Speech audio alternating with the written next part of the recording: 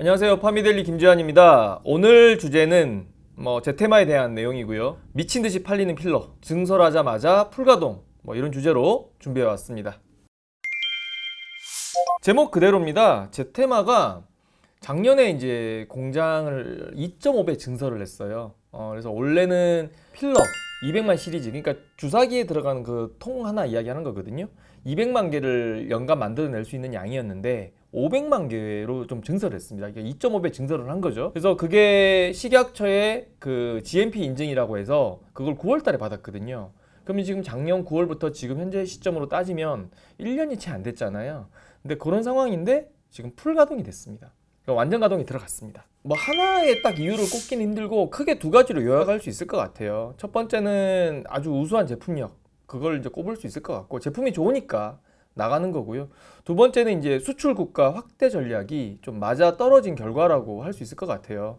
제 테마 같은 경우에 지금 글로벌리 한 60여 개국 정도 나가거든요. 정확하게는 한 57, 8개국 정도 되는 것 같은데, 그 코로나19가 한창일 때 그때 다 거의 셧다운이잖아요. 그런 상황에서 품목 허가를 좀 많이 받아보자. 이 기회에 그냥 놀지 말고 그냥 장사 안 된다고 한탄하지 말고 여러 이제 그 국가들의 이제 인허가 절차를 밟은 거죠. 그래서 코로나가 끝나면서 인허가를 획득한 국가들로부터 이제 물량 주문이 들어오는 거고, 또 한 번 물량을 써본 국가들이 제품 괜찮네 해가지고 주문량을 더 늘리는 거죠. 그게 이제 막 맞아 떨어지면서 주문량이 폭발적으로 지금 늘어나는 상황입니다. 그래서 필러 같은 경우에 좀 간략하게 좀 설명을 드리면 2016년에 이제 유럽 CE 인증을 받았고요.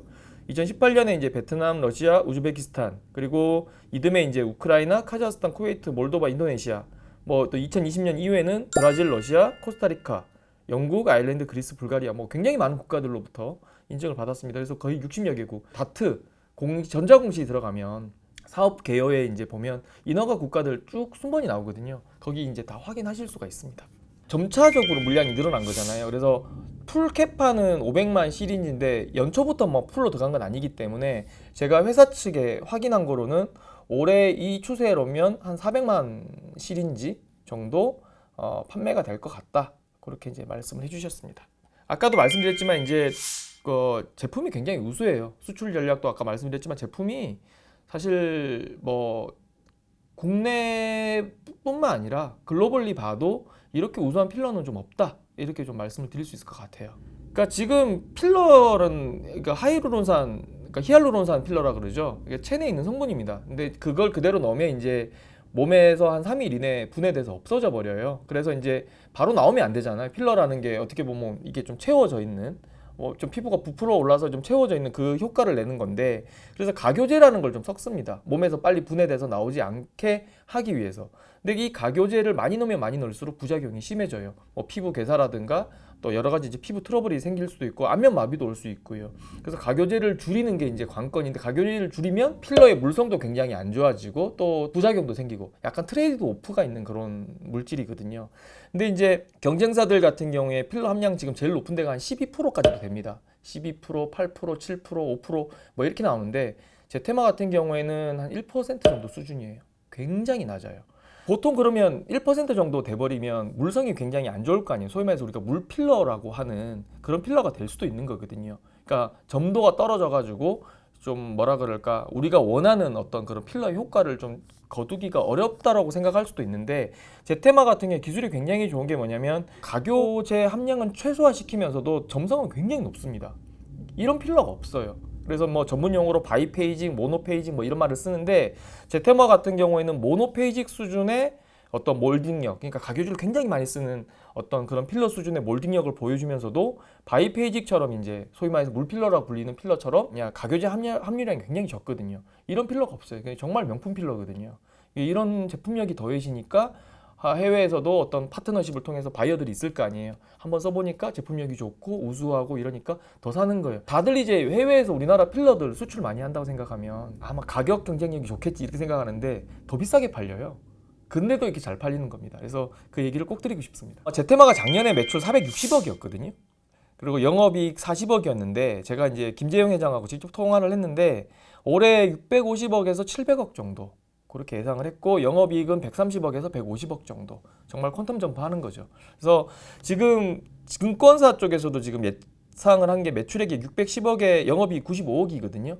근데 이거보다는 훨씬 더 많이 나올 것 같습니다. 이 수치는 아마 증권사 쪽에서, 그러니까 12개 증권사의 평균이거든요. 지금 말씀드린 게 이거보다는 제가 지금 이야기 드린 게 더 정확할 겁니다. 올해 이제 그 한 700억 나온다고 했잖아요. 이 회사가 아마 내년에는 1000억 정도 나올 거예요. 그 이유가 뭐냐면 지난 월요일 날 제테마가 톡신 임상 3상 결과를 발표했거든요. 그리고 이제 풋머거가 신청이 들어갑니다. 근데 풋머거가 통상 한 8개월 정도 걸려요. 근데 좀 빨리 진행되면 연내, 뭐 늦어도 뭐 내년 상반기 안에는 될 거다라고 보는데, 지금 보통 이제 톡신 이야기입니다. 내년 상반기 정도 될 거라고 이제 보는데, 보통 톡신은 풋머거가를 받아도 바로 낼 수가 없는 게 이 생산 공장의 GMP 인증을 받아야 돼요. 식약처로부터.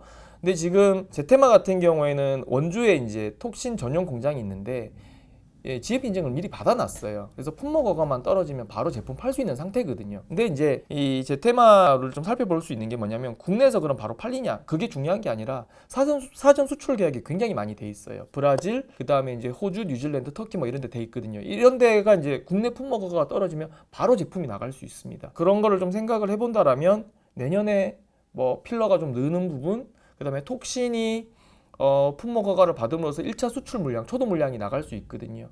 지금 현재도 지금 톡신 같은 경우에 수출 한 150억 정도 합니다. 올해 전망치 따지면. 근데 그 숫자가 좀 더 더해질 수 있기 때문에 내년에는 1000억이 좀 매출액 1000억 가뿐하게 넘어갈 수 있지 않나라는 생각이 들고, 그리고 원래 필러만 놓고 보면 마진이 한 70% 돼요.